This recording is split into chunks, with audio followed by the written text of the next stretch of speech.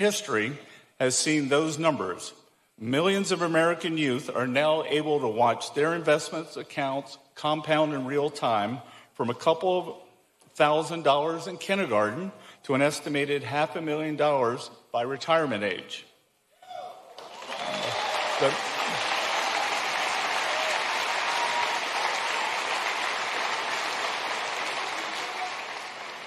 It turns out that the federal government was capable of implementing a great program, but all we needed was a new president.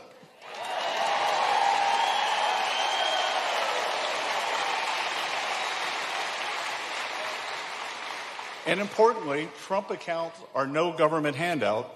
They are a child's first claim upon the American dream at a time when too many people are taught to doubt it. Look around our campuses and classrooms today. Apart from those here at Wheeler, of course, you will find that our students are being sold the seductive lie that government can solve every problem, redistribute every dollar, and supplant its judgment for our own. Our children are taught to romanticize an ideology that results in ruin wherever it is tested, to critique capitalism for every one of its flaws, and to forgive socialism for every one of its constant failures. In New York, the current mayor rose to power by repackaging failed ideals of the past as a moral cause of the future. But in Georgia, you know that beneath that youthful veneer lies the oldest impulse in politics, which is to concentrate power and then call it compassion. Show me some place where this has ever worked. Moscow, Caracas, Havana. These workers' paradises have all ended up as deprivation hellscapes. So at their core, Trump accounts represent the triumph of capitalism over socialism. And now our answer to the next big...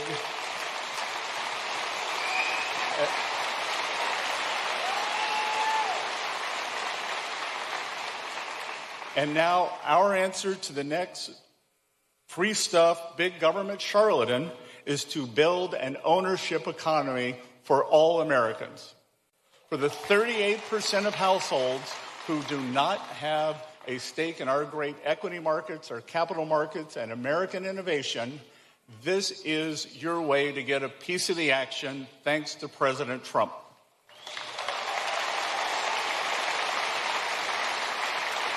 It is to counter the rising tide of freedom strangling socialism by creating a new generation of shareholders. And it is to remember that the surest defense of a free society is the citizen who owns a share of it. So the full reach of this presidency will ripple across generations to come, thanks to policies like Trump accounts. But my own sense of his place in history is already clear. Donald J. Trump is the most consequential president of my lifetime.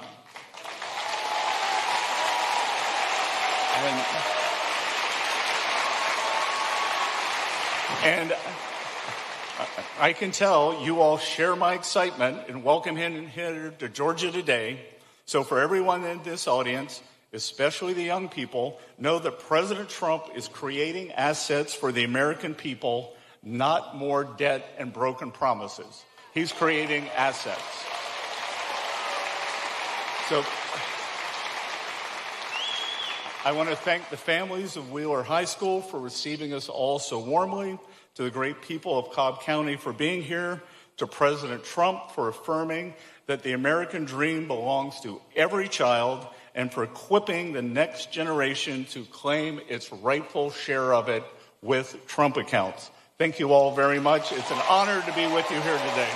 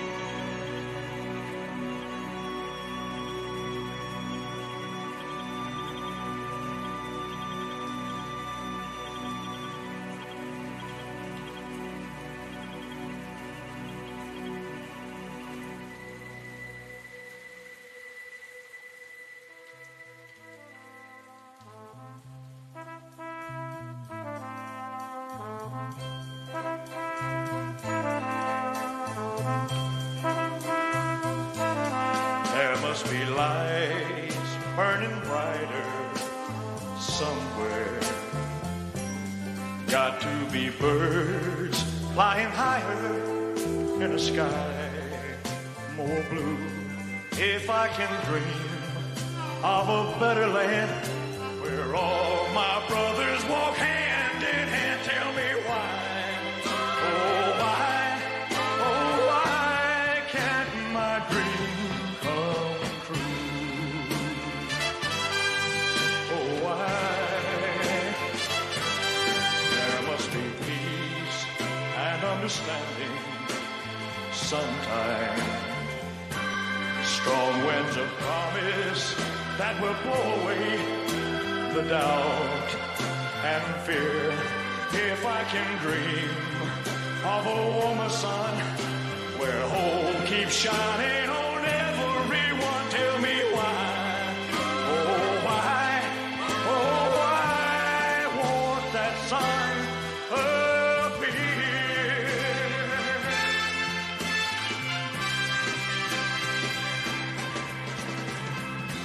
We're lost in a cloud with too much rain. We're trapped in a world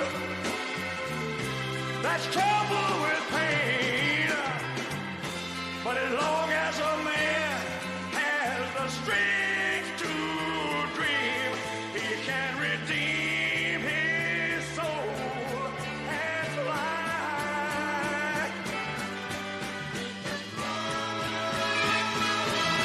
Deep in my heart, there's a trembling question.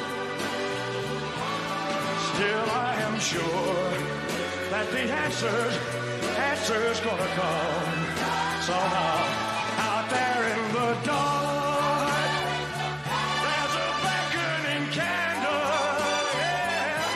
And while I can think, while I can talk, while I can stand, while I can walk, while I can dream,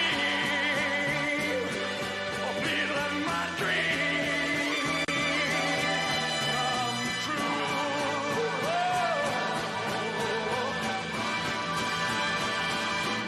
Right now, let it come true right now. Oh, yeah.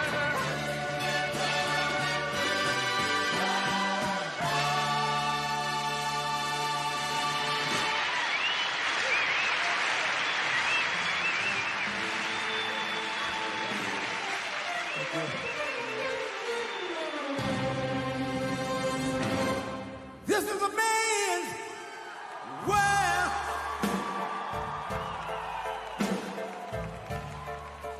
This is a man's world.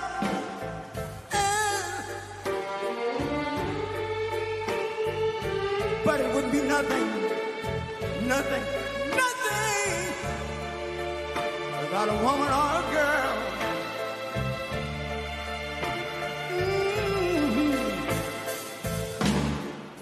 You see, man made the car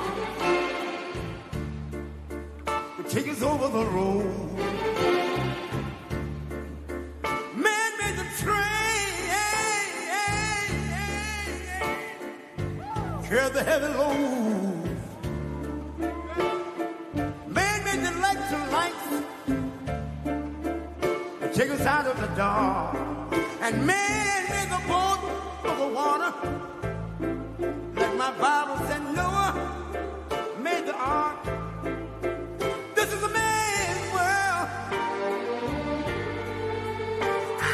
Ow! But it wouldn't be nothing but a woman or a girl.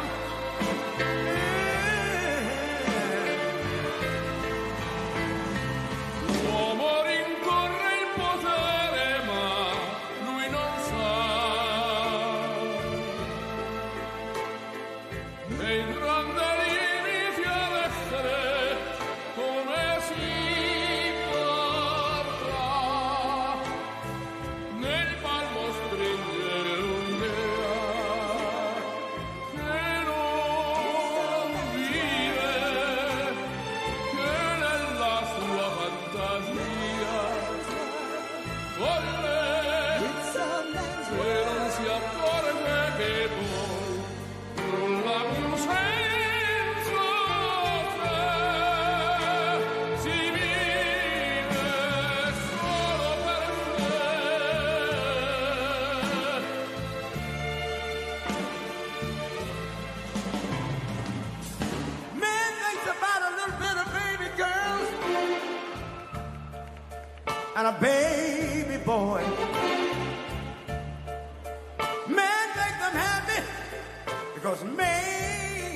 rain. Make them toys without them. Man, make everything he can. Man, make lira, pesos, dollars, rubles, to buy from every good woman and every man. This is a man's world. But when we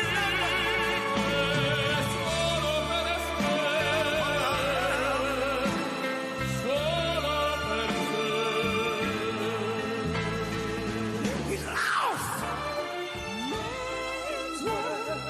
in the wilderness. It's a man's world.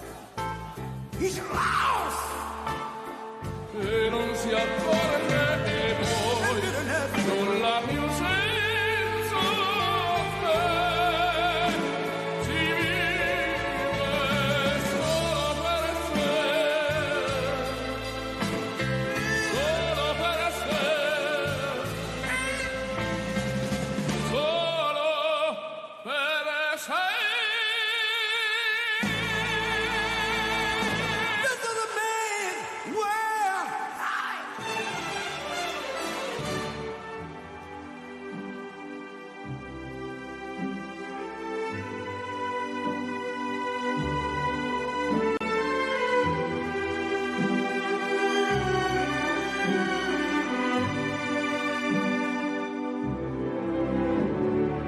Quando sono solo sogno all'orizzonte mancano le parole. Sì, lo so che non c'è luce in una stanza quando manca il sole. Se non ci sei tu con me sì. Le finestre mostra tutto il mio cuore che è acceso. Chiudi dentro me la luce che ha incontrato per strada. Time to say goodbye. Paesi che non ho mai veduto e nessuno con te. Adesso sì vivrò con te, partirò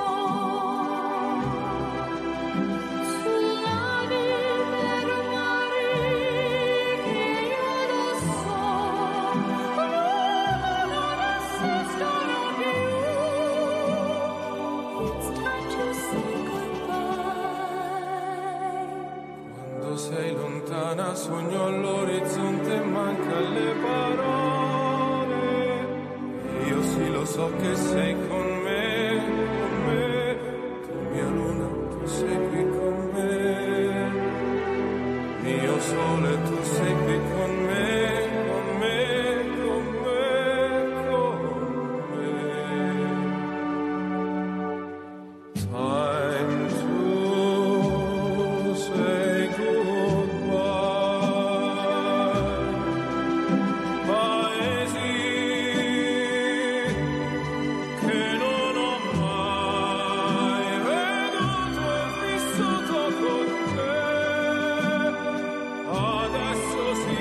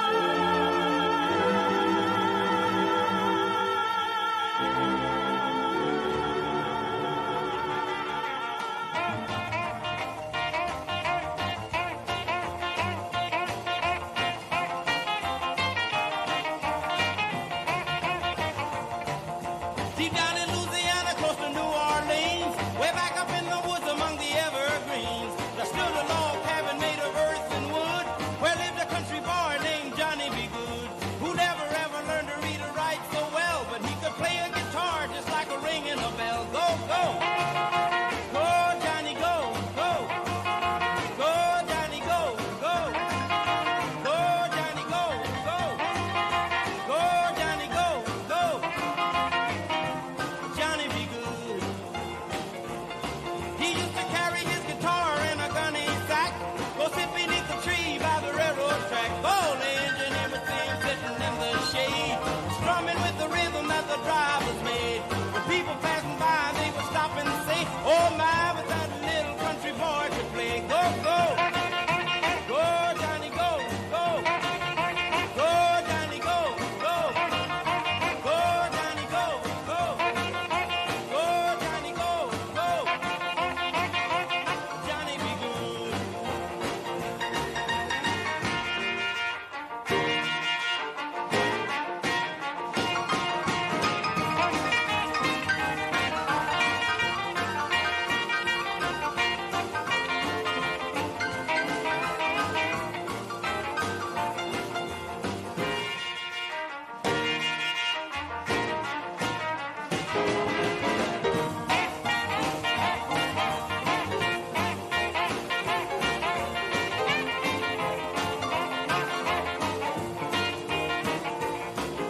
His mother told him someday you will be a man, and you will be the leader of a big old band. Many people coming from miles around to hear you play your music when the sun go down. Maybe someday your name will be in lights saying, Johnny be good tonight. Go, go, go, Johnny, go.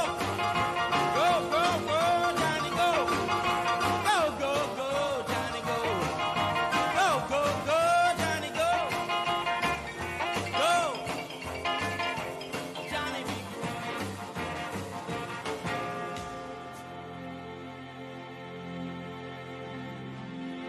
It's been 7 hours and 15 days since you took your love away.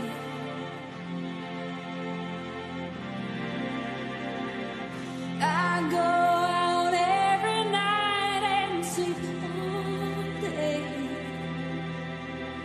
since you took your love away.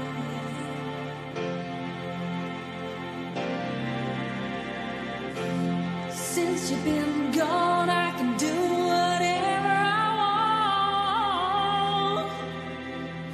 I can see whomever I choose.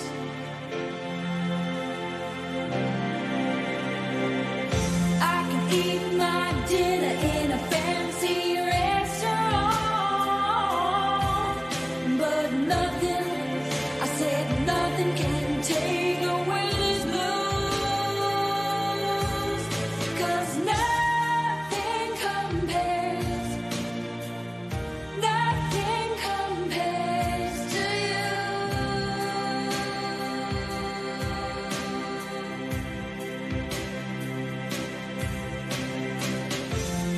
It's been so lonely without you here,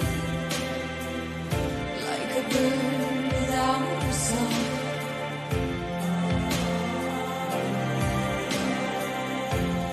Nothing can stop these lonely tears from falling. Tell me, baby, where did I go wrong? I could put my arms around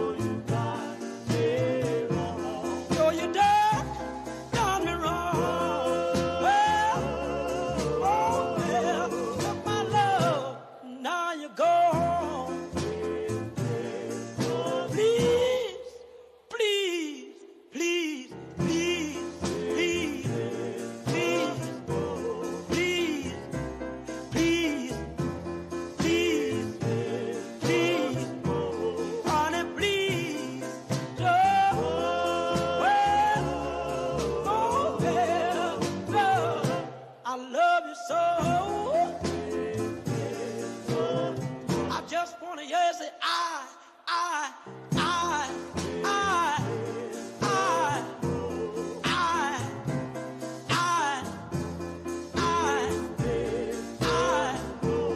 Darling, please, don't. Oh, yeah. I love you so. Baby, take my hand. I wanna be your lover man. Oh yes, good God Almighty. Darling, please, no. Well, oh yeah, well, I love you so. Please don't go.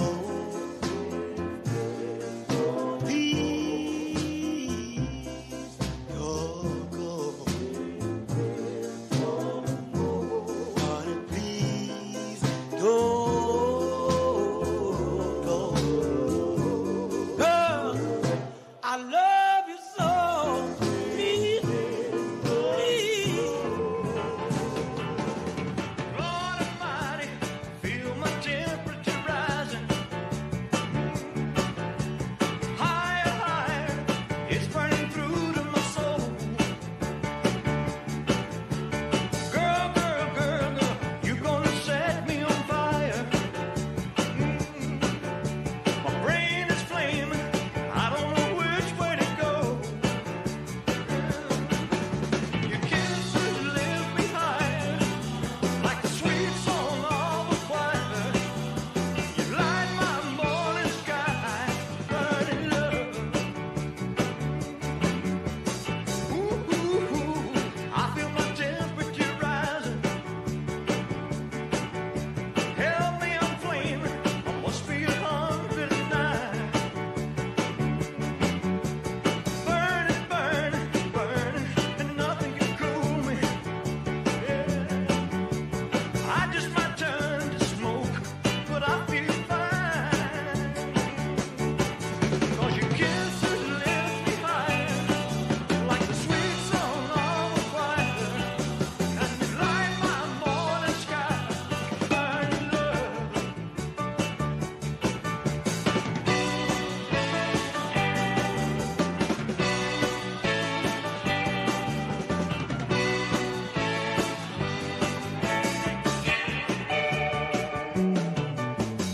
It's coming closer, the flames are now licking my body. Won't you help me? I feel like I'm slipping away. It's hard to breathe, my chest is heaving. Lord have mercy, I'm burning a hole where I lay. Yeah. Your kisses live behind, like the sweet song of a choir. Light my morning sky, burning love, burning love.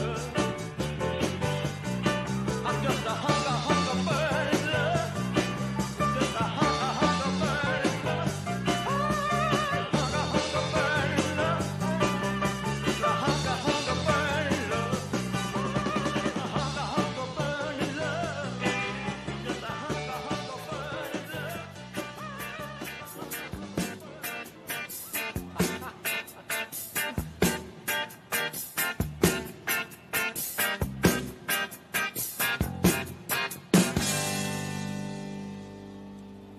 Roxanne, you don't have to put on the red light. Those days are over. You don't have to sell your body to the night. Roxanne, you don't have to wear that dress tonight. Walk the streets for money. You don't care if it's wrong or if it's right. Roxanne.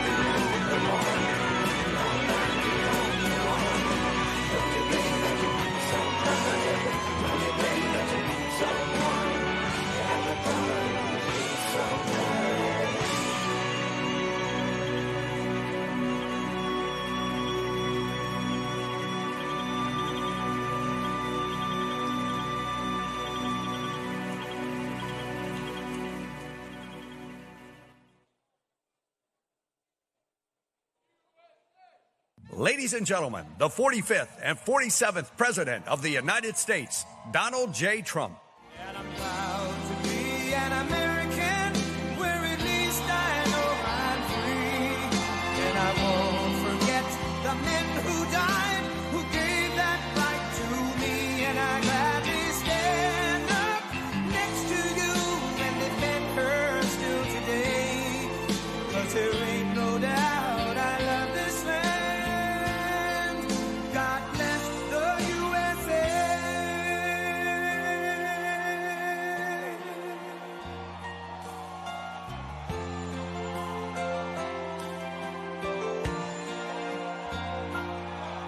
From the lakes of Minnesota to the hills of Tennessee, across the plains of Texas, from sea to shining sea, from Detroit down to Houston and New York to LA, where there's pride in every American heart, and it's time we stand and say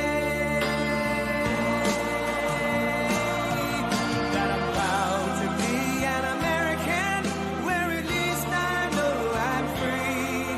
And I won't forget the men who died, who gave that right to me. And I gladly stand up next to you and defend her still today. 'Cause there ain't no doubt I love this land. God bless the USA.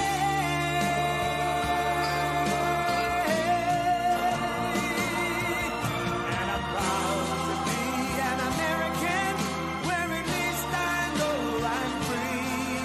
And I won't forget the men who died, who gave that right to me. And I gladly stand up next to you and defend her still today. 'Cause there ain't no doubt I love this land. God bless the USA.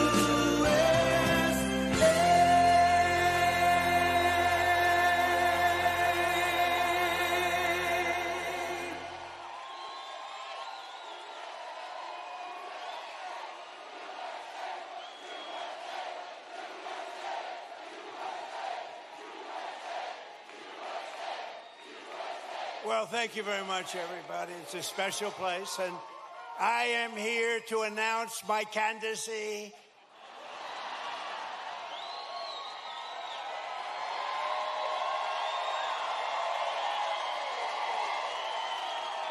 I'm only kidding. Nah, boy, I tell you what a group. We have thousands of people outside on a weekday. The weather's nice, but we're in Marietta. We're in Atlanta, right by it. And I just want to thank everybody. Those are places, we had a tremendous victory here. And it was a big, beautiful victory. We won by a lot. And we have some great candidates running. They got to win by a lot. Otherwise, we're going communist. I don't think anybody wants that. We're not going to do that. But I'm thrilled to be back in the great state of Georgia with thousands of proud, hardworking American patriots. That's what you are. And with your help in 2024, we earned more votes than any candidate in Georgia history. There's never been anything like it. And when I say that, I have to be careful, because look at all the fake news back there. They will correct me. They will say, he said he earned more. If I was 2 votes short, they would say, he's lying. They are sick individuals. They're the fake news. But I have to be careful. No, we weren't. We had more votes than any candidate in the history of this great state, and I'm very proud. I love Georgia. I've always loved it. And every day since, I've been fighting for the people of Georgia like no president has ever fought before, and you're doing well, too. We're going to keep it that way. And 18 months ago, you were in trouble. Our country was in trouble, frankly. It was a catastrophe what was happening. Sleepy Joe Biden and the radical left Democrats, they're Democrats, D-U-M, Democrats, created the worst inflation in 48 years. Scott Bessent, was it the worst inflation in 48? Now, if Scott doesn't have credibility, nobody does, okay? He said it's the worst, and it was. It was actually, I think it was beyond 48 years, but 48 years is good enough. wide open borders with millions of people, even from the world's worst prisons from all over the world. They were pouring into our country. All over the globe they came, prisons and gang members, drug dealers, child predators, and 11,888 murderers, many of whom committed more than one murder. More than 50% committed more than one murder. We had transgender for everybody. Men and women's sports came ravaging through our cities. And the whole world was laughing at us. We were a joke all over the world, but not anymore. They're not laughing. They're not laughing. Right, Jackson? They're not laughing anymore, Jackson. Gonna be your next governor right here. 2 years ago, our country was dead, and now we're the hottest country anywhere in the world, respected by everybody all over the world, the hottest. And we're respected like, I say we respected maybe like never before. When I took office, we inherited the worst border in U.S. history. It was an open wound. It was an open sieve. We quickly turned it into the most secure border in the history of our country within 2 months. And numbers were just released by the Democrats that in the past 14 months, a historic record of 0 illegal aliens have been admitted into the United States.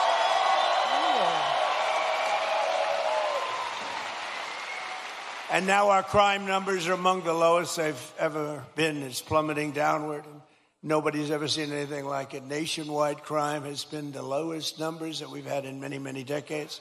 Last year, we achieved the largest drop in the murder rate ever recorded to the lowest level in 125 years. That's since 1900. That's before my father was born.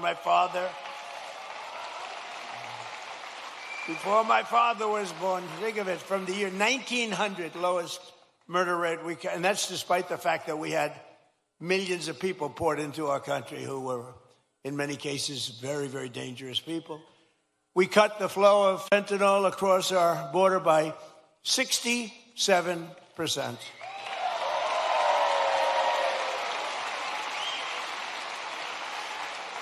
And drugs coming in by ocean, sea, by water was cut 97%. We're trying to figure out who the 3% are because they are among the bravest people anywhere in the world. You've seen that. They are the bravest people in history, I believe. We're making the largest ever investment in the United States Armed Forces, and we've got the strongest and most powerful military anywhere in the world by far. There's nobody close. And I built it during my first term. I built our military. And as you know, they stupidly gave a lot of it away, but actually it was a lot, but it was small compared to what we built. But they gave a lot of it away to the Taliban, to Afghanistan. They gave it away. They just take it. We're leaving. Let's leave brand new machines behind. Let's leave airplanes behind. I said to him, well, what did you just fly it out and we'll take it back, or we can even fly it back to the United States if you'd like. Sir, I think it's cheaper to leave it. Brand new planes. It was so sad. I saw what was happening. What a disgusting thing took place. But we then, as you know, we won Venezuela, which is now working with us to produce millions and millions of barrels of oil. We're getting along great with them. One day. And we've already paid for that operation many, many times over. We're taking tremendous amounts of oil, and they're taking tremendous amounts of oil. It's a partnership, in a sense. They're doing a great job. We're working together. And millions of barrels of oil is going to Houston and Louisiana, coming to you indirectly after it's refined. They're refining it there. But millions and millions of barrels of oil. And also, Venezuela is doing better than they've ever done before, too. The big oil companies are going in, and they're signing up. We have Chris Wright working on it, Doug Burgum working on it, Scott is working on them, and it's been incredible, actually. It's got serious oil. In fact, if you combine us and Venezuela, we have about 62% of the world's oil market. So we don't need straits. We don't need anything. We don't need the Hormuz Strait, but we do it because we have to do it, because we cannot let Iran have a nuclear weapon. It's very simple.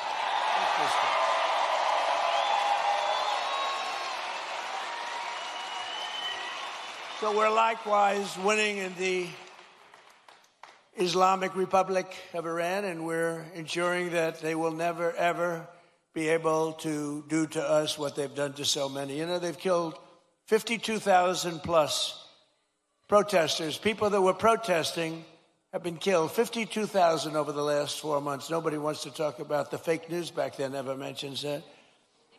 And I just left Dover Air Force Base, which is an incredible place, but oftentimes very sad, because that's when they bring the bodies of our great heroes, our great patriots, warriors. They bring them back to Dover. And I've been there many times before. This was in particular something very sad. I attended the dignified transfer ceremony for 4 great U.S. service members killed in the conflict with Iran. As they returned to American soil at Dover. And one of the families happened to be traveling to Georgia. Beautiful family, beautiful wife and husband and brother-in-law. And I said, I'm going to Georgia too. Where are you going? She says, well, after this, sir, they lost their beautiful son. We're going to Georgia. I said, so if you want, I'll give you a ride on Air Force One. And they said, wow. Wow.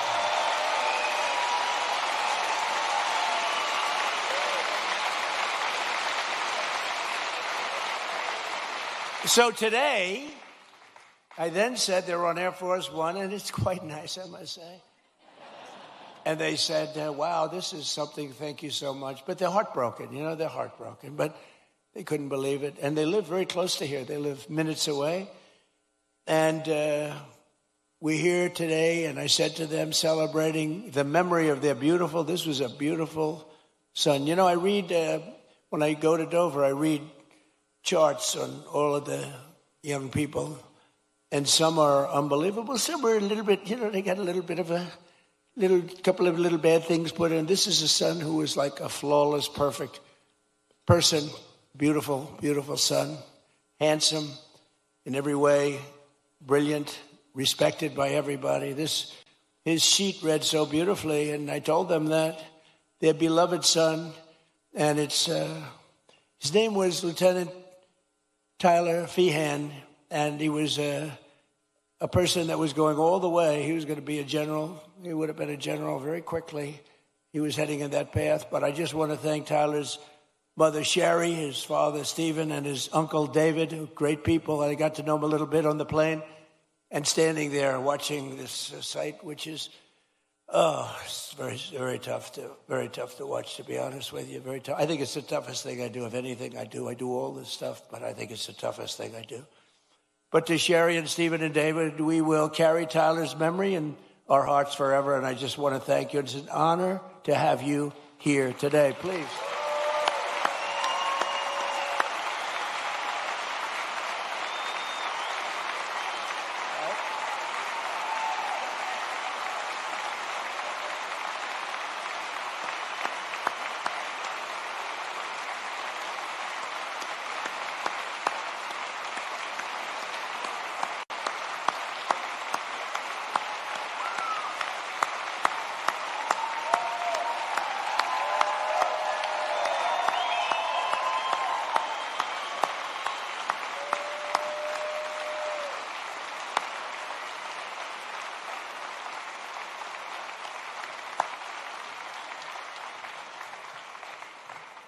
Thank you very much. You see the way everybody feels. Your neighborhood, this is your neighborhood. Can you believe it? You see the way they feel. Thank you. Thank you, Sherry. He's looking down right here. He's so proud right now. So together we're making our country safer and stronger and far more successful than it's ever been before. And that's happening before your very eyes.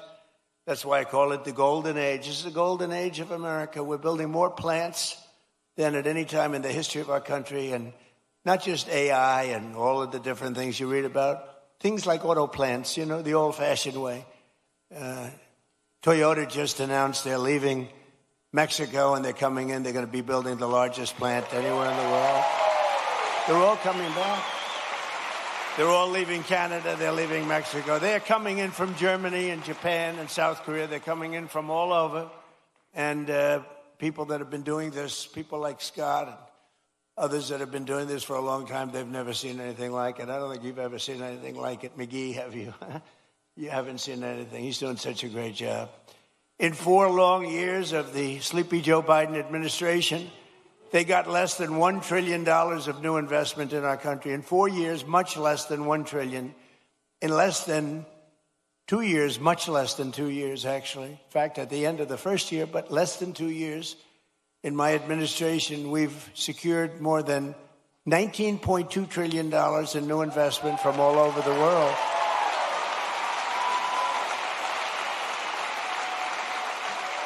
So think of that. So in 1 year, they did much less than $1 trillion of investment. We were losing this country, I'll tell you. And the welfare, you see all the theft that's going on. Guys are stealing $100 million. Some guy from the street steals $100 million. It's horrible. The welfare was going through the roof. The costs were going through the roof. It was a disaster taking place. But think of it. So they did less than $1 trillion in 1 full year. In 4 years, they did less. Think of this. In 4 years, they did less than $1 trillion. We did 19.2 in 15 months. Think of that.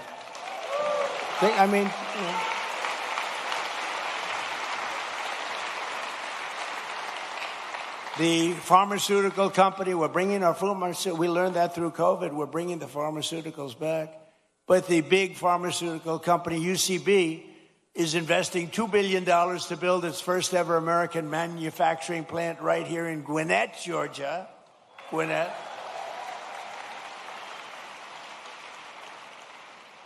Look at the front row Joes. I love these people. I love these people.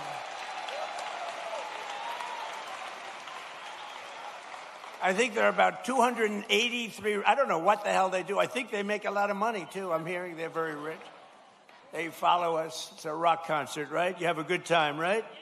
Thank you. They've been with me right from the beginning. So how many have you done so far, do you think? 4, 5, 6, close to 1,000. It might be. You think he's kidding? It might be. Well, we love you. Thank you very much. We love you guys. Thank you. We have groups. We have a group from, I don't know if they're here, but we have a group from North Carolina, women, beautiful women. They follow us. And they're at 218, I think.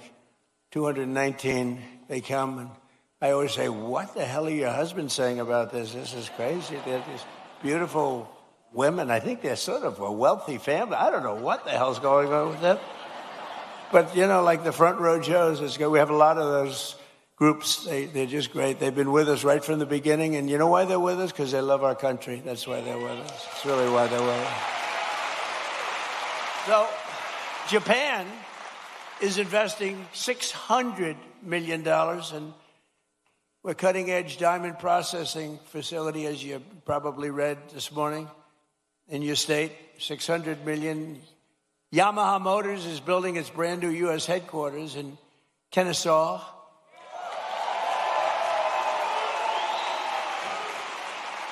And more money is being invested in the United States right now than at any time in the history of our country. And Americans are working today more so than ever before. We have more jobs today than we've ever had, and it's not even close. More people are working now than at any time in the history of our country.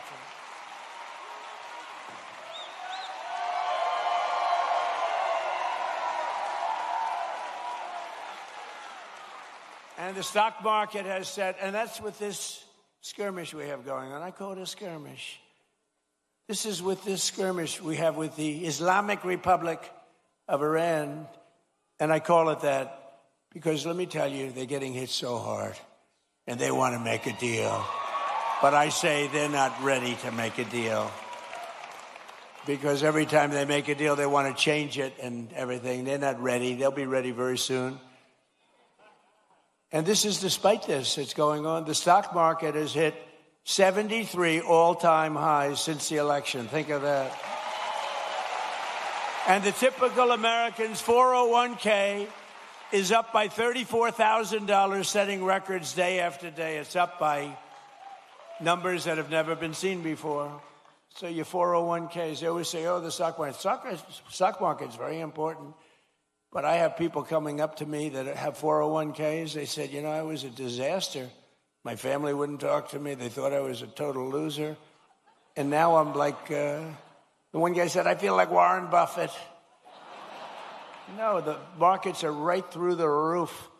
And it's a beautiful thing to watch, frankly. It's beautiful. But what's brought families together. I mean, I told the story about a policeman in New York City. He said my wife was really down on me because the 401k was a disaster. It wasn't moving. And you get elected, and it's she thinks I'm the most brilliant financial mind in the world now. She loves me much more than she did. She's close, but you should never love for that reason. Remember that, please. And while the stock market is skyrocketing way up, inflation is way down. We're coming way down. And last week, it was announced just last week that inflation dropped by the largest amount in more than 6 years because we're doing it right. We're running the country properly.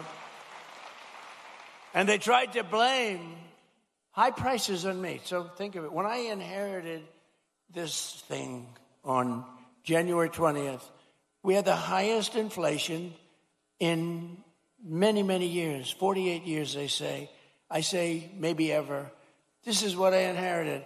And when I had nothing to do with it. I walk into office, I have a press conference first or second day, and they're screaming at me, what are you going to do about high prices?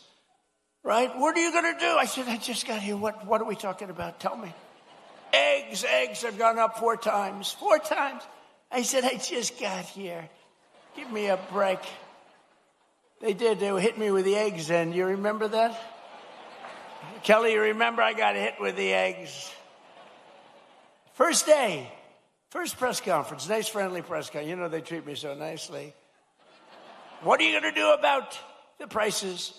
And they said, they used the word, first time I heard it, it was a word, made up by the Democrats. Affordability. They said, affordability. I said, I've been here 1 day. Don't worry, I'll take care of it. And we're taking care of it, we're taking good care of it. They had the highest prices. They had the highest prices. In fact, with the eggs, we have an Easter egg hunt like a few months after this, and they said, don't order eggs, sir, because they're so expensive. Use plastic eggs. They wanted me to give the kids. I said, nope, we're going to get it done. We did a great job. Our Secretary of Agriculture did a great job, and we got the price now of eggs is lower than it was when we started, right? And many other things, too. And oil will be coming, it's going to be tumbling down. It was 3 weeks ago. They thought we had a deal. I said, I don't think we have a deal with these guys. They break every deal they make. But I said, but people thought the geniuses on Wall Street, they came down, really down, and goes back up a little bit. But it's going to come down maybe lower than when we even started. But just give me a little time. I always say, give me a little. I said to the farmers, give me a little time. And look how we're doing with the farmers. What's going on with the farms and everything. This country is rocking and rolling. So every day we're fighting to put more money back in the pockets of the hardworking American families. And that's why with the help of our incredible Republican majorities in Congress, we've done so much. I proudly signed the great, big, beautiful bill delivering the largest tax cuts in American history. Largest in American history. And we did big ones first. We had the best economy in history in my first term. A lot of people don't because we had a COVID period all over the world. And we did a great job where they got no credit for it. We did Operation Warp Speed. And I'll tell you, we did a great job, but we got very little credit for it. We should have been given big credit, but we got credit for everything else. And we had the best economy, but this economy is ready to blow everything away, ever, of any country. There's never been anything like what's happening in the United States of America right now.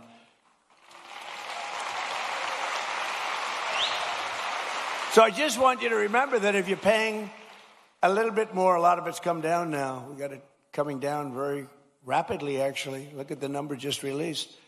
But it really would, we inherited something from Biden, and we're giving it back to you, thousands and thousands of dollars each family. We gave it to you also. Remember, forgetting about prices, and I don't want to forget about it. I would never leave a sentence like that because they'll say, he said forget about prices. I said, despite anything you see, we gave you no tax on tips, no tax on overtime, no tax on Social Security for our great seniors.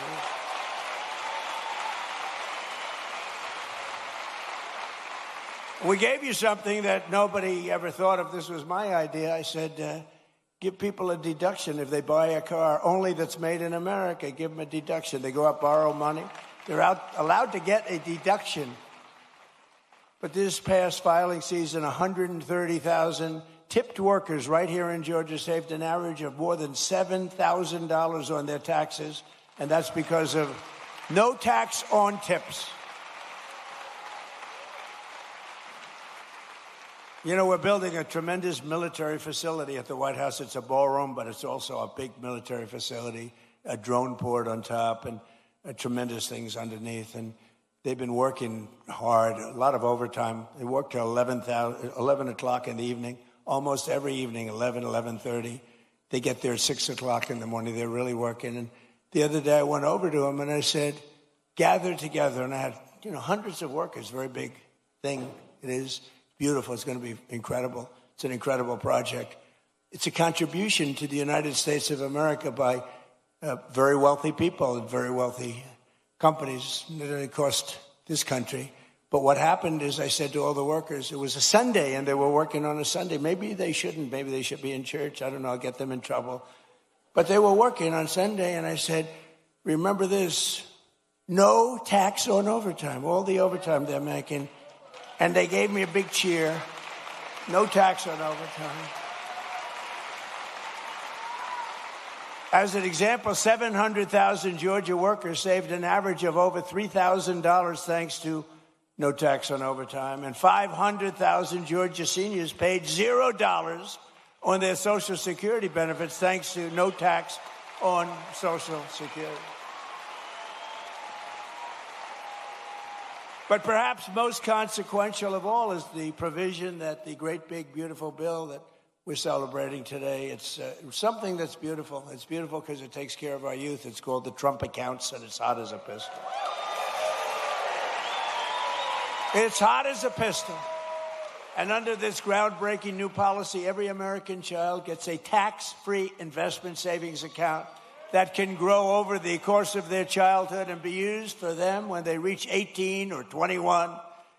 Their parents, grandparents, employers, and loved ones can contribute up to $5,000 a year. And with the modest contribution, these accounts will reach hundreds of thousands of dollars for these young people by the time they get to, let's say 18, let's say 21. But by the time they're just young adults, they could be worth hundreds of thousands of dollars, most likely will be. And for decades, Washington politicians gave our children absolutely nothing but debt. But the Trump accounts, we're finally seeing and ensuring that every young American gets a great start in life and a really fair shot at the American dream, which is what we all want. They all aspire to that.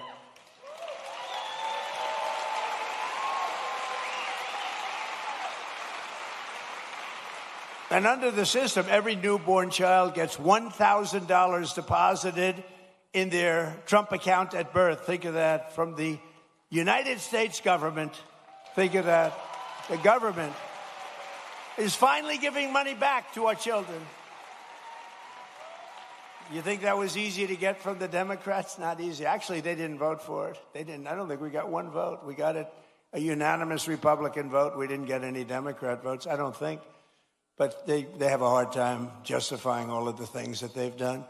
But the government gives them $1,000 at birth, and from there it just goes up and up and up. And lots of people, like the employers, can put money into their children's accounts of the employees. It's a beautiful thing, and I'm seeing it. And again, over 7 million, and it really just started, I would say, Scott, a few weeks ago, because it was all all of the very, complex legal governmental things were worked out about 3-4 weeks ago. And we have over 7 million people already, children already. So that's great. And I want to just tell you that generous individuals like Michael and Susan Dell, Brad Gerstner, and so many others have donated billions of dollars to fund Trump accounts for millions of children. Some people are going to take the children from states, the entire state. Like Gerstner is looking at the state of Indiana, where he contributes the money for, these are wealthy people. They've made a lot of money. They're putting it back. But Michael and Susan, they're two special, incredible people. As an example, donated $6,250 million into the accounts for youth. They gave them for youth. Michael Dell, Susan Dell. $6,250 million. I have a friend, he gave $50 million. I said, that's peanuts. That's not even close to the $250 million that Michael Dell gave. I said, what are you doing? You can do better than that. But people are loving it. And you know what I say? Go out and buy a Dell computer, okay? Because as far as I'm concerned, that's great stuff. And the Trump Accounts app, for those that want, is now the #1 app in all of America. Isn't that nice for our youth? People are doing it. It just caught on. In the past 18 days, nearly $1.5 billion have been deposited into the Trump accounts. Think of that. The money is pouring in. And it's for children and all sorts of advantages and tax advantages for the people that do it and make this investment in our future, because it's really an investment in our future. And all you have to do is go to TrumpAccounts.gov, TrumpAccounts.gov, and sign your child up for a free investment account today, and the child gets $1,000 from the government.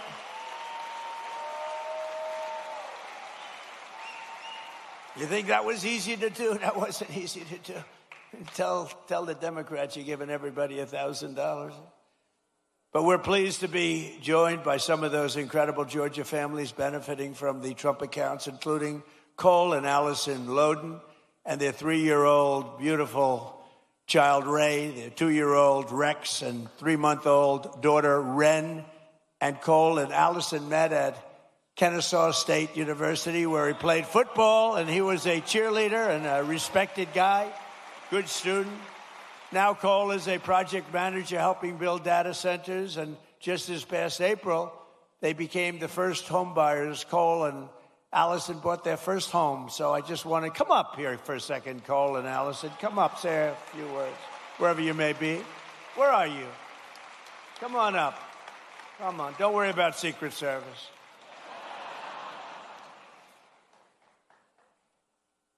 We've had people come up. One of them almost got beat up. And all they did was, I said, come on up. And they, oh, beautiful. Wow. That's so nice. Be careful. You can't fall like Sleepy Joe.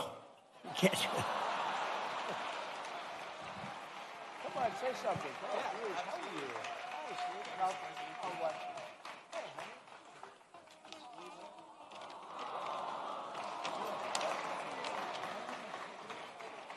Thank you, Mr. President, and the White House staff for allowing my family to be a part of this special event.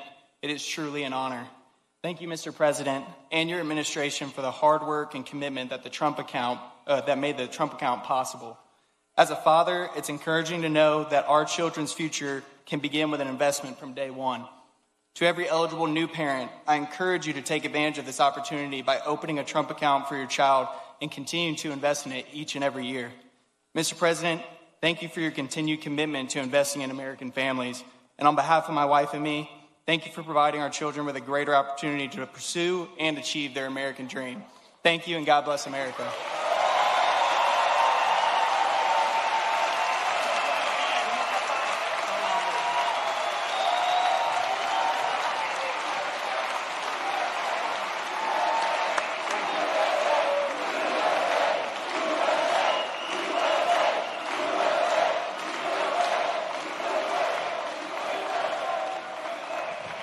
Thank you very much, Cole. That's beautiful.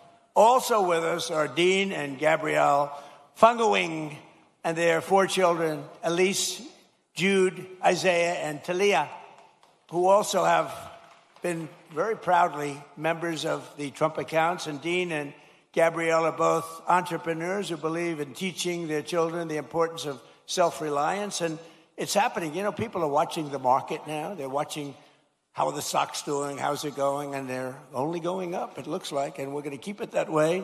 So Dean and Gabrielle, come on up for a second, please.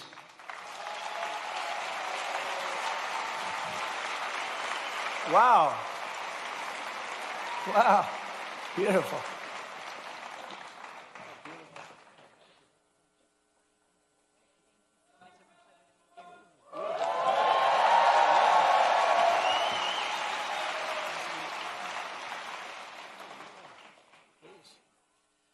Well, Mr. President, thank you for this honor.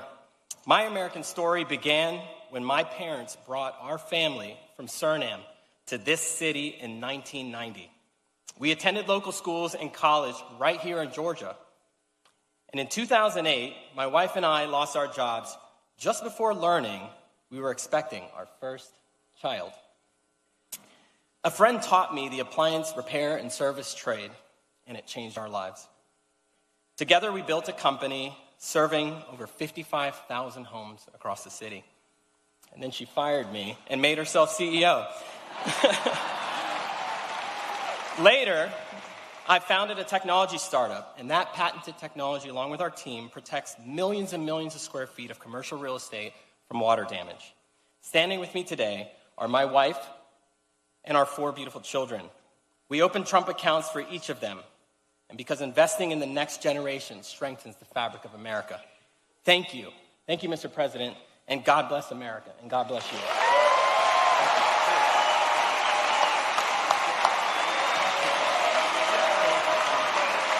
you ready?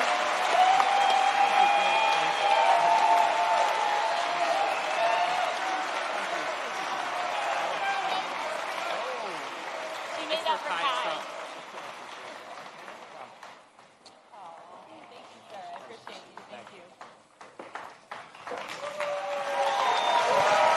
Beautiful people. Well, thank you all. Appreciate it. But while our administration is lifting up the next generation with the power of freedom and American capitalism, proven all over the world when it's done right, it's not always done right, but when it's done right, there's nothing like it. The radical left is actively trying to destroy our children's future with the disaster known as communism. It's communism. This isn't a social democrat. These are communists by another name, right? As I said in my recent address at Mount Rushmore recently, I don't know if anybody saw it, such a beautiful place. You know, the communists want to take it down. They tried taking Mount Rushmore down. They want to blow it up. They want to take it down. They shouldn't be up there. These people are crazy. But communism is, in my opinion, communism is the single greatest threat to our country and its history, including even World War I and World War II, Pearl Harbor, 9/11. I think it's the greatest threat that I've ever seen to our country. These people are stone cold crazy. And it is the enemy of the free people everywhere and everywhere in the world. You see it happening, and every time it starts to happen, the areas where it's at, whether it's blue states, you see the blue states are all going bad. They're all going bad because communism is a loser. The concept, the policy, it's a loser, and it always has been, and it always will be.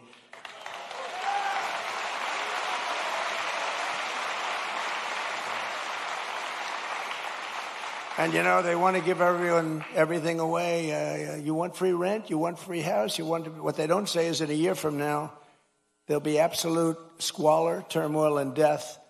And that's the way it's happened all the way. It goes back thousands of years by different names. But that's the way it happens all the time. It's squalor, it's poverty, it's death, it's destruction. And that's why we declare again today that the United States of America will never be a communist country.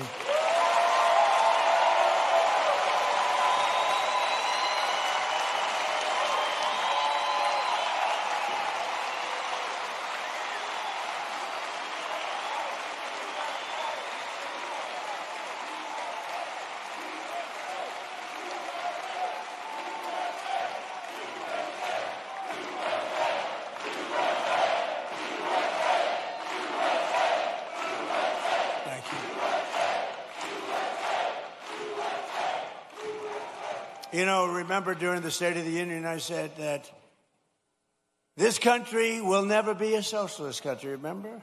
And I was right. They skipped socialism. They went right to communism. Georgia's a state that believes in common sense, and yet your terrible Senator, John Ossoff, he's terrible. And the Democrats in Congress are voting with the communists every single time. They're afraid of the communists. You look at it. Now, I fought Ossoff before, as you know, and we won. We had a great success against this guy. He reminds me of Pinky Herman. Did you ever see Pinky Herman? John Ossoff and the congressional Democrats voted against securing our border. They voted against our massive tax cuts that you have. They voted against the Trump accounts for your children. They want to raise your taxes by a lot, not lower them. We lowered your taxes. We gave you the greatest tax cut in the history of our country twice now. And they want to raise your taxes substantially. You know, I've been watching politics. I've been involved in politics in the other side, you know, for a long time. I've always found it interesting, fascinating, important. But I've never seen people say, ever, it's always politicians. I've watched great politicians. We will lower your taxes. They will always say, we will even if they didn't mean it. They'd say, we will lower your taxes. These people say, we're going to raise your taxes. I've never heard it before. It's a new phenomena. It's a phenomenon. They voted against no tax on tips. They voted against no tax on overtime. They voted against no tax on Social Security for the seniors. They voted against voter ID. Can you believe that? Well, you saw what happened. They caught thousands of votes in New Jersey where illegal aliens were allowed to vote, thousands and thousands of votes. They voted in favor of the transgender mutilization of your children and in favor of men playing in women's sports. Isn't that lovely? They voted against lower energy prices, lower car prices, and bigger paychecks for everyone. They voted against every one of these things. John Ossoff and the Democrat communists want to let the Marxists into power, bankrupt your families, and leave you totally undefended with wide open borders. But we will not let that happen to our country. We're not going to let it happen. Right?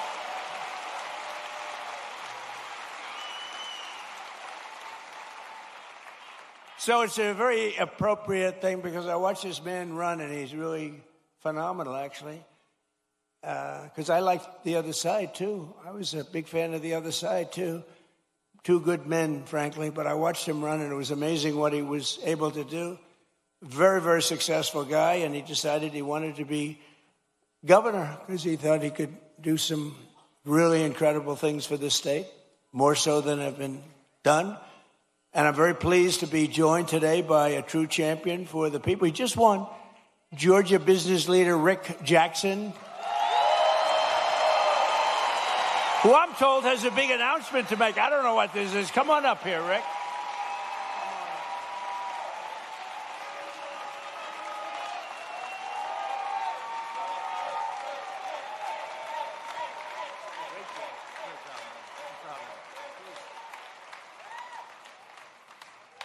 Well, thank you, Mr. President. What you're doing on the Trump accounts is for foster children will, change lives. I know because I said earlier that it changed my life when I got a $100 Christmas gift in an orphanage. That's why here in Georgia we should not stop with $1,000. I want to announce when I become governor, I'm going to push the state of Georgia to match the federal contribution with another $1,000.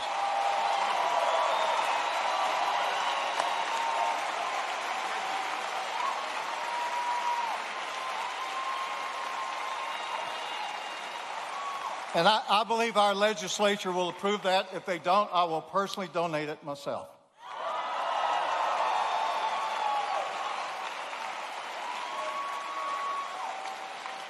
Mr. President, you're fighting for Georgians every day for the state and what you're doing to lower costs. Media does not report this, but Every day, President Trump is bringing unbelievable amount of business solutions to government. Let me give you an example. Not long ago, I was meeting with Susie Wiles, who, in my opinion, is the best chief of staff in the modern history. But we were talking about America's antibiotics supply chain. And I told her we bought this last American plant in the United States in 21 because I didn't want China to leverage it on our president for trade. I told Susie something that every family should know. We produce one dose of amoxicillin for 7 cents. By the time it goes through all the middlemen, you pay $1. Susie looked at me and said, well, have you heard about Trump RX? And I said, she said, we're announcing it tomorrow to sell directly to from the manufacturer to the consumer. That's a business solution. That really brings down costs.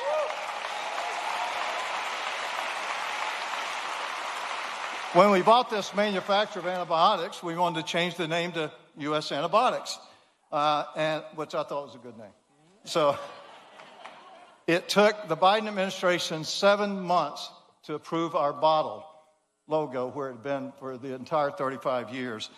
Then, last summer, we wanted to bring out for our kids amoxicillin extended release. Under the Trump administration, we applied to have a new drug that hadn't been here in 25 years. Under his administration, it was approved in 60 days. 60 days.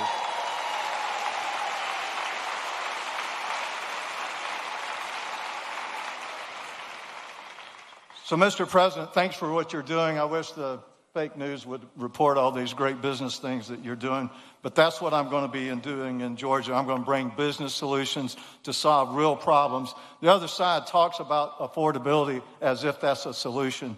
Affordability is not a political problem. Affordability is a business problem. It requires business solutions, just like this man's been doing all his life.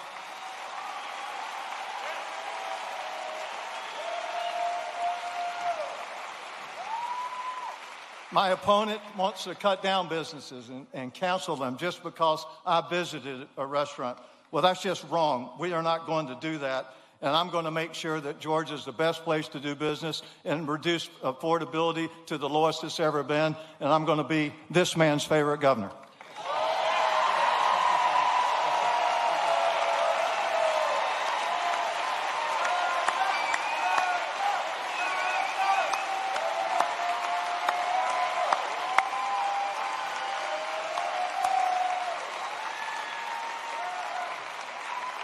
Wow. He's going to be a great governor. He will be great. Thank you very much, Rick. We also have some true warriors with us, including State Senator Brian Strickland, who is running for the job of Attorney General. That's an important one. Well, get out and vote, and he's going to be fantastic. You have my complete and total endorsement, as you know, okay?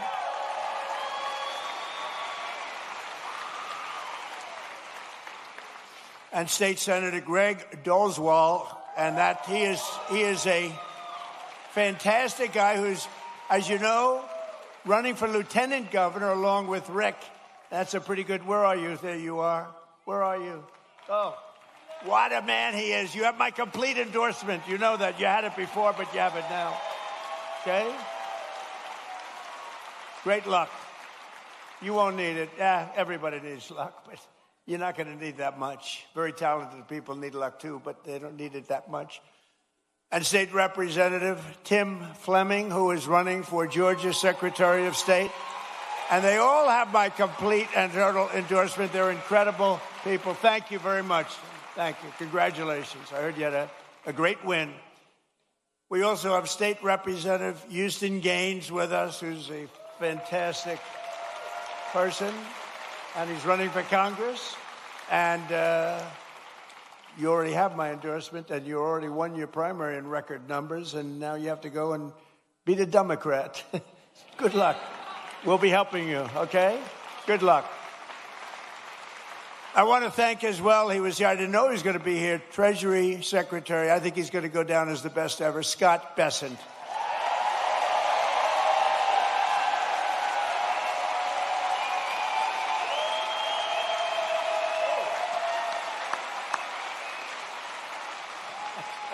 That's good, Scott. Don't make him too popular. I won't like him anymore. That's very good. Secretary of Education, a woman who's absolutely incredible. She's moving education back to the States, Linda McMahon, and she's phenomenal.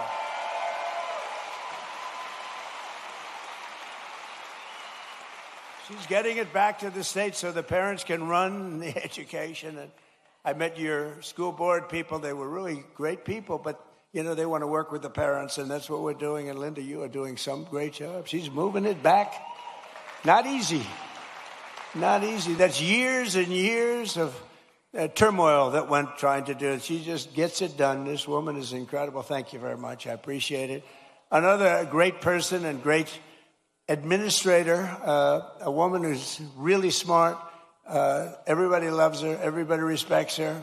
And she runs a thing called small business, but small business, when you add it all up, it's probably bigger than any bank in the world, right? Kelly Loeffler, and you're here with Jeff. Jeff, stand up.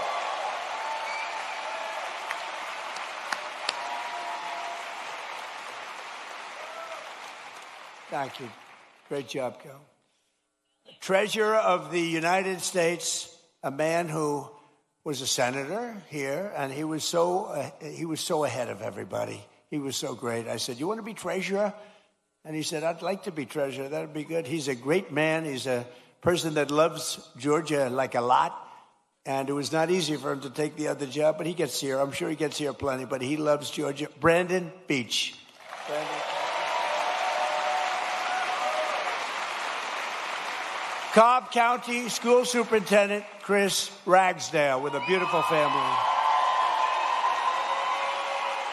With a beautiful family. And we have a man named Ralph Reed. Have you heard of Ralph Reed? Ralph Reed. He is a man that, with his group, a great religious leader, maybe the greatest religious leader, but with his group, is it 10 million doorbells you hit? And this was certified stuff. 10 million doorbells. He pressed 10, not personally, but he pressed a lot of them himself. And they wanted to make sure we had a big victory it's almost a couple of years ago, 18 months. And I just want to thank Ralph Reed. Thank you very much, Ralph. Thank you. Great job. Great leader. And one of the best lawyers in the country, a friend of mine. He's really incredible, and he's really based out of Georgia. He spends a lot of his time in Atlanta. David Schoen. Where's David? There's David. Hi, David. He's a great lawyer. You got a problem, go to David. Thank you, David. And Alveda King. So Alveda was with me from day one. Where's Alveda? She was with me. She was with me from day one when it was not at all fashionable. She was taking more grief, Alveda, but she knew what she was doing, and now she's like the queen of the world, right? Look at her. Thank you, darling. We appreciated it. You always like those people when it wasn't fashionable, like Front Row Joe's. It wasn't fashionable, like the ladies from North Carolina, which maybe it wasn't fashionable. Well, they had a good time at least. But these are great people. Thank you all. Thank you all. Great group. And you guys get yourselves elected, please. I also want to thank a man who had to stay back in Washington to vote for Making America Great Again. Maybe the most important man in this room right now is not here. His name is Mike Collins, and he's going to beat Pee Wee Herman.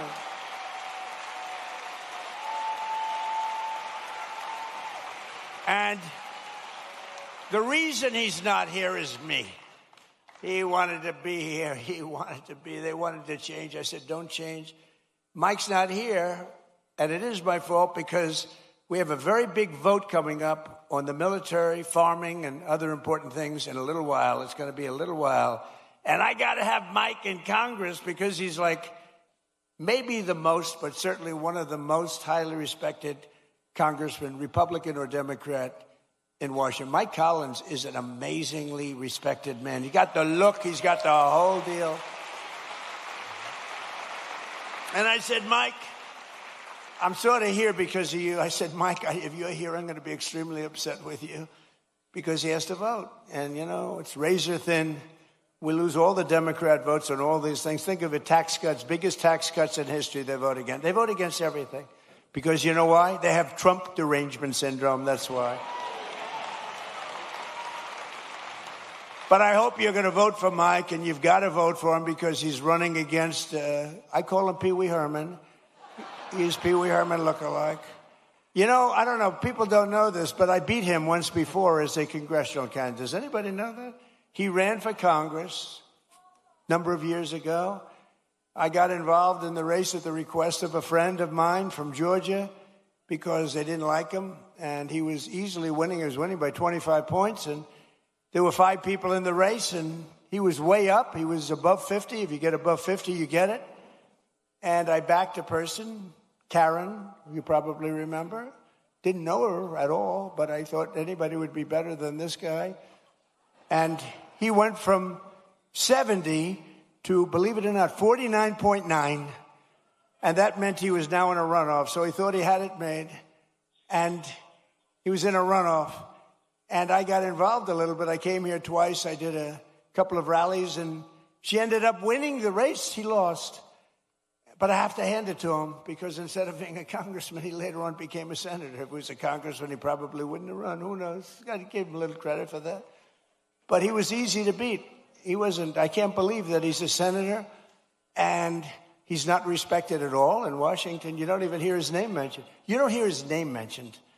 I mean, I hear all the names. I hear all the bad ones and the good ones. I hear them all. But you don't hear his name mentioned. He's not even a factor. But you have a guy that is the most respected, just about one of the most respected people in Mike Collins. And I hope you're able to go out and really cast your vote for him. He will bring so much. They call it pork. We call it money. But he'll bring a lot of action back to your state. He's a great guy, and he loves your state, and he's worked hard. He's got the whole package. Mike Collins, vote for Mike. And he's hard at work. He's hard at work right now in Washington. And last but not least, we have the CEO of... So I like baseball. I like baseball. But this guy's done such a great job. You know, the Mets have the highest salary in baseball, and they lose all the time on Friday. And I say, maybe we could steal this guy. But the team, the way the Atlanta Braves has been managed for years, for years and years. And he's the CEO of the Atlanta Braves, Mike Plant. He's been, you know, you don't realize how good he is, you know? When you have one of these guys... There are teams like that, you know, where they never go down. Then you have other teams, we're rebuilding. They've been rebuilding for years. I don't want to mention teams because I know all the owners are all friends of mine. I get myself in trouble. But they're always rebuilding. We're rebuilding. This guy never rebuilds. He just stays at the top. He's amazing. And then he loses the best player. He loses a great first baseman. I would say great first baseman. And they keep going along. And they get things for the first baseman. And he was really good. Dodgers got him. But I watched the Braves for years, and they've done such a great job. So along with one of the best managers in baseball, Braves legend Brian Snitker, who was recently inducted into the Baseball Hall of Fame. Brian, both of you come up. Would you both come up? Come on up here. They deserve a little credit. They deserve credit. I mean, I've suffered with teams for the years I've suffered. Oh, listen.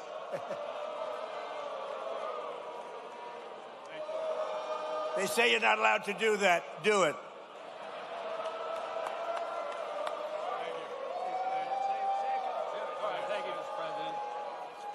Thank you, Mr. President. Welcome to Marietta. And as you can see, Braves country is a real thing. And you got a room full of Braves country right here. Mike and I presented President Trump with one of our 4th of July 250th anniversary jerseys that the team wore over that weekend. And I just wanted to tell President Trump that we're going to be back in Washington about a year from now. We're going to give him another World Championship jersey. So thank you.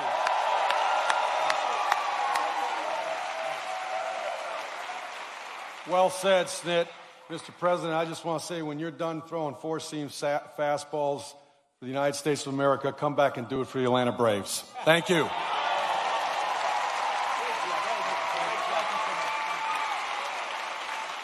That's a great team. Those two are a great team. No, it's true. You watch you suffer with these teams for years and years. And these guys, every year, they have a great team. So that's called talent. Some people have it, some people don't. Most people don't. But under the Trump administration, Georgia is prospering again and America is winning again because we finally have a president who puts America first. We put America first. And I'm so proud of it, under my most favored nation, if you look at our policy on drugs, we have a most favored nation policy, meaning of all the nations in the world, we have to get the most favored price. And it wasn't easy, and I'm not going to bore you by saying I had to get other nations to approve it.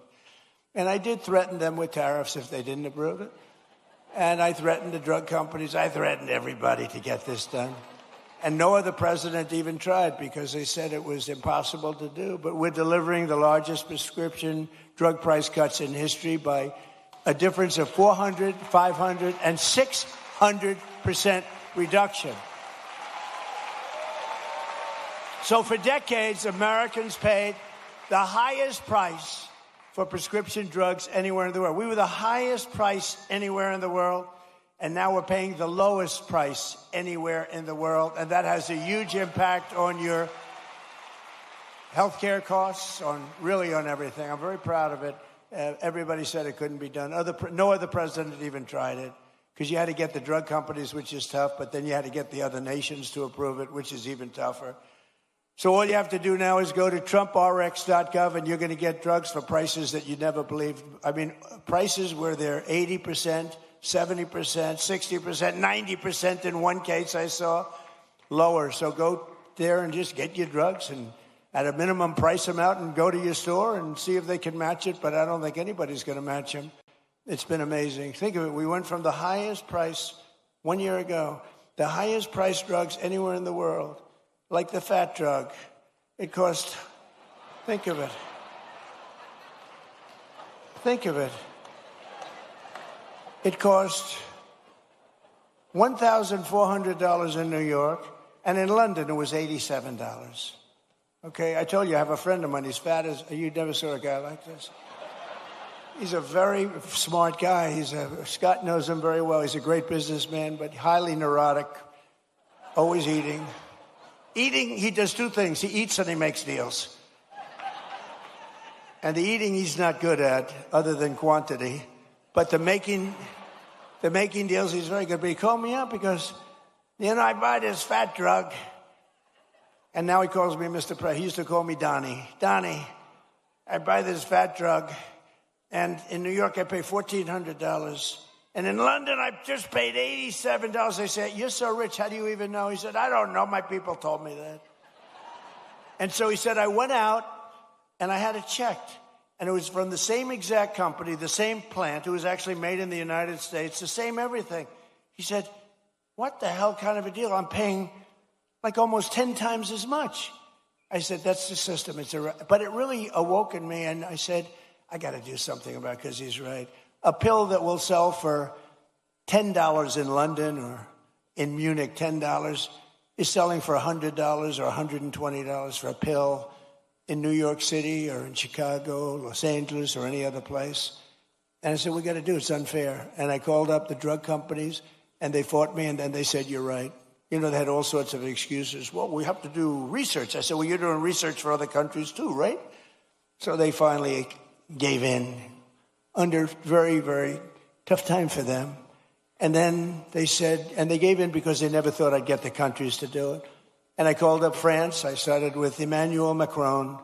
I said, Emmanuel, you must raise your drug price. Oh, Donald, why would I do that? Because we're paying too high, and you're paying too low, and we're going to meet somewhere in the middle. No, Donald, I will not do that. Yes, you will. No, I won't, Donald. I will not do that, Donald. I said, yes, you will. And then finally he said no. I said, here's what I'm going to do. I'm going to put a 200% tariff on every bottle of wine and champagne coming out of France. And he said, Scott was there, and he said, Donald, it would be my honor to do that. And we got France, so we got all of them the same way. That's too complicated. But we got it, and now we have favored nations, and we pay the lowest prices anywhere in the world from the highest prices. And that alone should win us the midterms, but it's not going to be that easy with the cheating and everything else that goes on. So make it too big to rig. Remember my statement, too big to rig? Make it too big to rig, and watch those machines. Every day we're liberating our communities from the scourge of migrant crime. In nearby Clayton County, Georgia, federal law enforcement recently charged an illegal alien murderer from Mexico who shot a man in the torso and then shot another twice in the heart and the head. In Bullock County, ICE arrested an illegal alien who sexually assaulted an 11-year-old girl and held her 10-year-old sister at knife point for 1 week. John Ossoff and the Democrat communities, they voted to defund ICE and leave Georgia families at the mercy of the monstrous criminals that we're getting out of here. We're getting them out at record speed.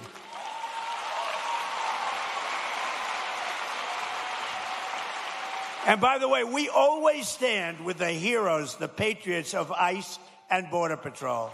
Always. They take such abuse, and they do their job.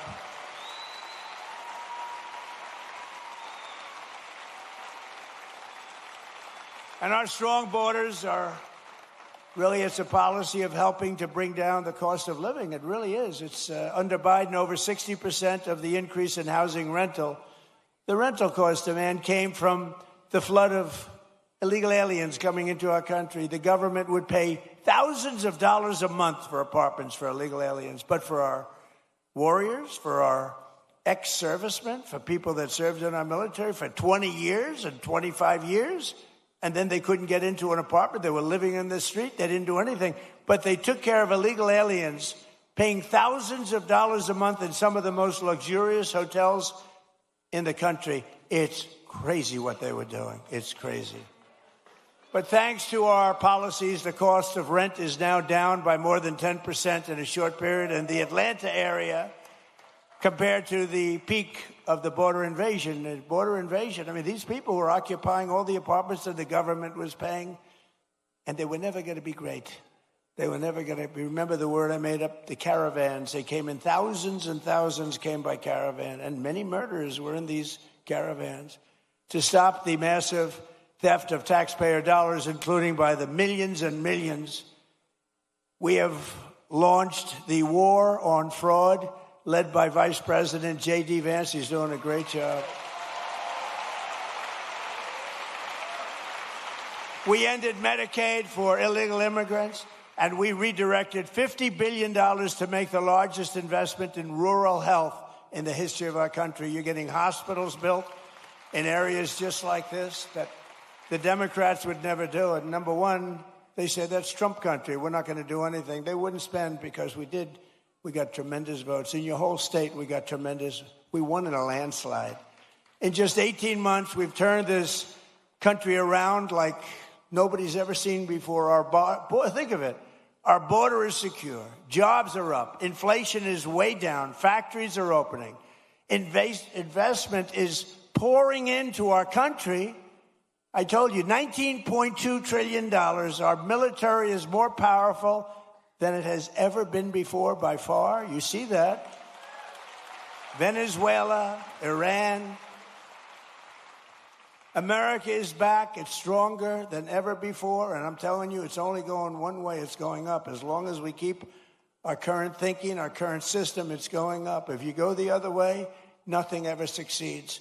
I made the statement once, with communism, everything turns to shit, okay? It's true. Terrible thing.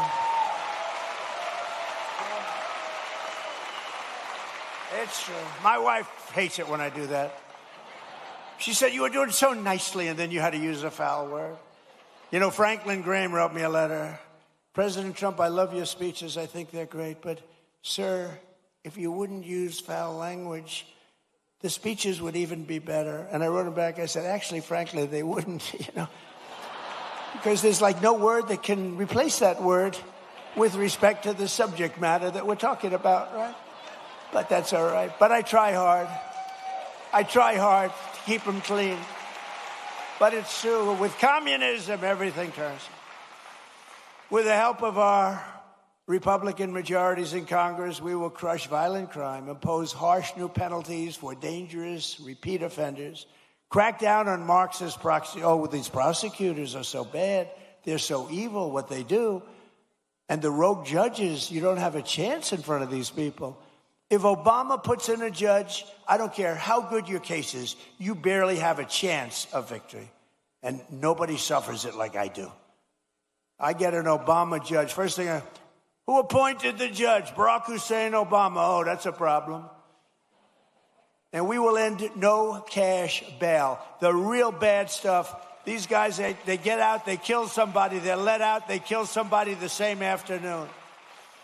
We'll pass the Great Health Care Plan. It's called our Great Health Care Plan. That's the name of it, to stop all payments to big insurance companies and give the money directly to the people so they can buy their own health care, which will be much better, and you will save a lot of money.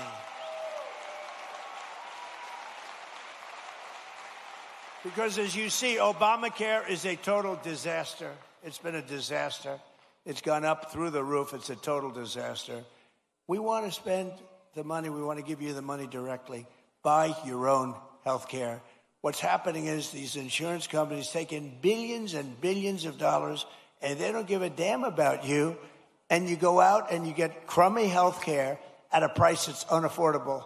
So we want to give you the money, and you spend the money, and you go around and negotiate. You're going to have money left over, so much better, and you're going to have much better health care.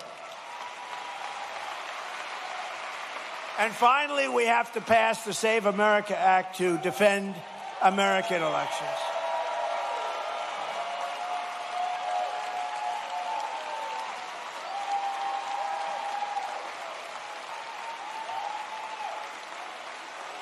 And I have to say, Mike Johnson and Congress have done a great job, but we're having a hard time in the Senate. The Senate, what they're doing is it's just not right. Congress is going to pass it again. They passed it 3 times. They're going to pass it again. It's like the Senate is a place that you send things when you want them to die. We can't do this, and we're not going to take this any longer. We're not going to take it. You know, I'm trying to be nice, trying to be really nice. You saw we had a big victory last night in Arizona. I've had victories everywhere. But we're not going to be able to take it much longer. When they can't get past voter ID, proof of citizenship, no mail-in ballots because they're crooked as hell.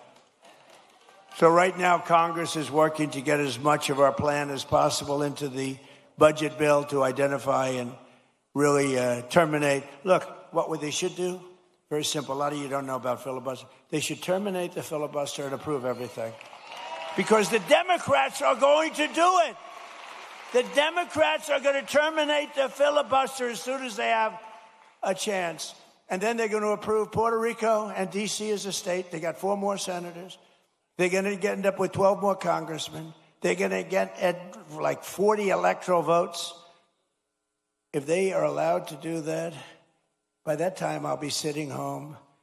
And I'm not a big crier. I don't think you want to see me cry, you know? There are some people, they do very well when they cry. But you don't want to see me cry. But I may be crying when I'll be sitting home and I'll say, I told them they got to really terminate the filibuster, get everything approved right away. Because you're going to have a stoppage. You're going to have a stoppage in September. The Democrats won't approve everything. They become deranged, like deranged Jack Smith. Remember that deranged sick puppy? They're deranged, and they won't approve. You're going to have a shutdown in September. And in 2 years later, you have the debt ceiling bill. They would love it. I call it the 1929. You know what 1929 means? That was not a good year. And there's no reason for it. They should terminate the filibuster. Everybody call John Thune at the Senate. He's the leader of the Republican Party, and tell him to get this stuff approved.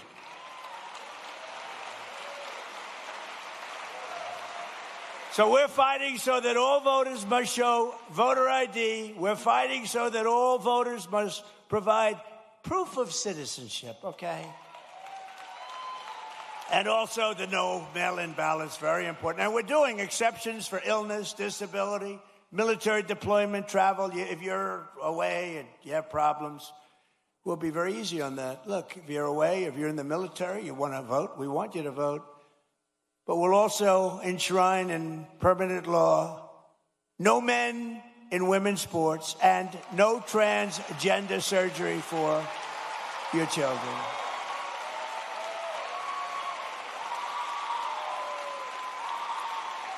So, ladies and gentlemen of Georgia, the golden age of America is upon us. We are in the golden age. This is the greatest we'll ever be. And together, with your help and the patriots all across this magnificent land, we love our country. We will make America powerful again. We will make America wealthy again. We will make America healthy again. We will make America strong again. We will make America proud again. We will make America safe again. And we will make America great again. Thank you very much. Thank you, Georgia. Thank you.